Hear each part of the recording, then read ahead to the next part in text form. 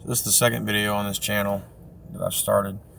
I want to kind of lay out kind of, I guess, a guideline of what I want to accomplish and how I think I want to do it. So with every, the first thing to me is that with every story you have different versions of what happened, whether it's the belief, and especially like in a criminal justice kind of context, you have the belief of the prosecutor, the belief of the police or the detectives that investigate the crime. You have the belief of if there's a victim, the victim's family. You have the belief of the perpetrator, the suspect. And then somewhere out of all that, the truth lies. No one can really say what's in a person's mind. So, I mean, you don't have evidence of someone's thoughts unless you have actions that correspond to those thoughts. But with all of that said, one thing I do want to make sure that I do is be absolutely 100% honest and open and forthright with what happened from my perspective. Now, I can't say what happened from someone's perspective because I'm not them, so I don't have a way of seeing what they see. I can be empathetic and those things and try to understand someone else's point of view, but all I can say and do is what I did or what I was thinking at the time. And be honest, at this point, it doesn't really serve anyone to lie, and I've not really done that since the beginning. So I'll continue to do that and to be honest with whoever would watch this video, whether you're a EMT or a paramedic or just the average person who comes across the video, or someone that knows me or someone that doesn't know me. So as far as the channel, the thought that I've had, and if anyone has any comments, the three views that I've gotten on the first video, it's probably me and my girlfriend and the other person I sent this to. So the thought that I had as far as the way that I wanted to do it was to have a video recorded presentation of the EMS ethics presentation that I developed with a lot of help. I had a forensic psychologist, Dr. Ida Dickey, help with preparing that presentation, and also had another woman named Annette Bickett. She was the director of education at Jewish Hospital. I had some other input from other people, but those two were the main ones that took it from this kind of messed up, jarbled up mess to what it is now. So I want to definitely record that in kind of a controlled, better setting than just something like this. And I'm in my car at work one day. The other thing that I think that I want to do is to go through the events by title.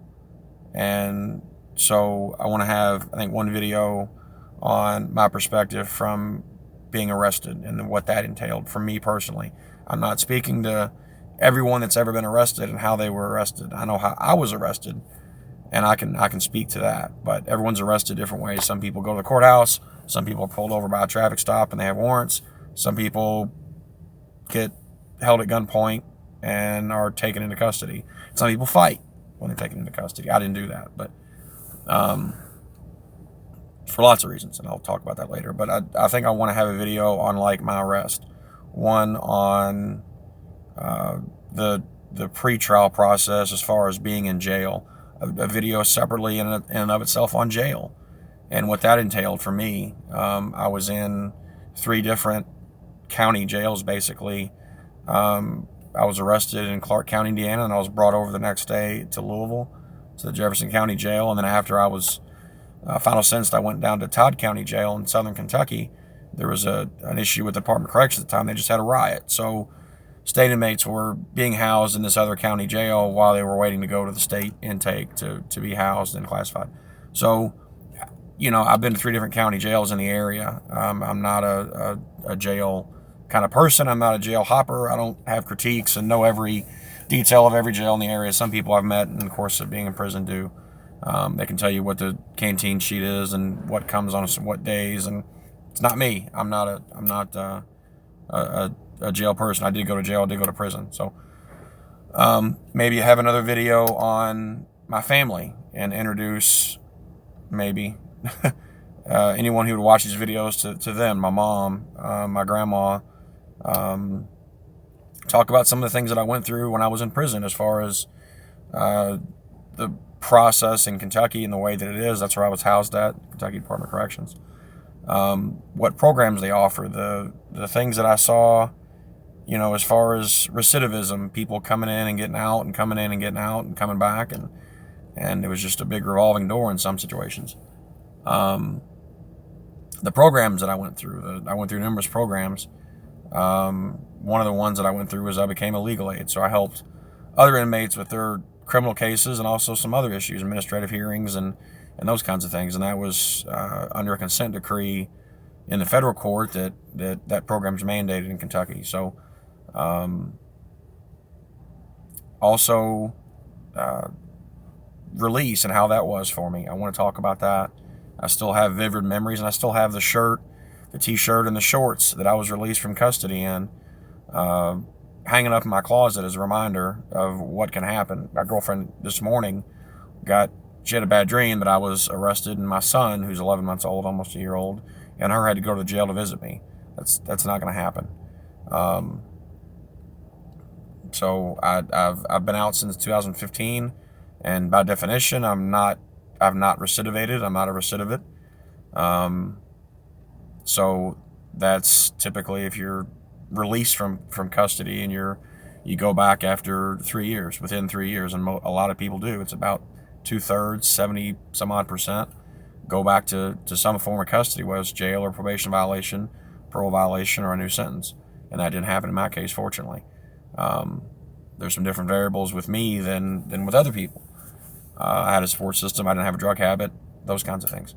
I'd like to break it up and kind of, because it's a really big thing to digest at one time, and it's multifaceted and had a lot of, it still does, it has a lot of impacts on me and a lot of people. So anyone who would watch this, just tell me what you think, and I think that's the way that I'm going to do it. Notification there from my phone. Hang on. So, yeah, that's what I'm thinking about doing. Just tell me your thoughts and comments, or subscribe if you like this. Again, this is going to be a professional channel. It's not going to be anything related to anything personal per se. It's going to be related to the experience of being a former EMT and being arrested and going to prison and what that consisted of.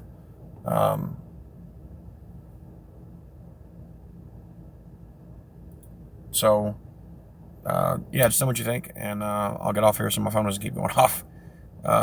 Thanks.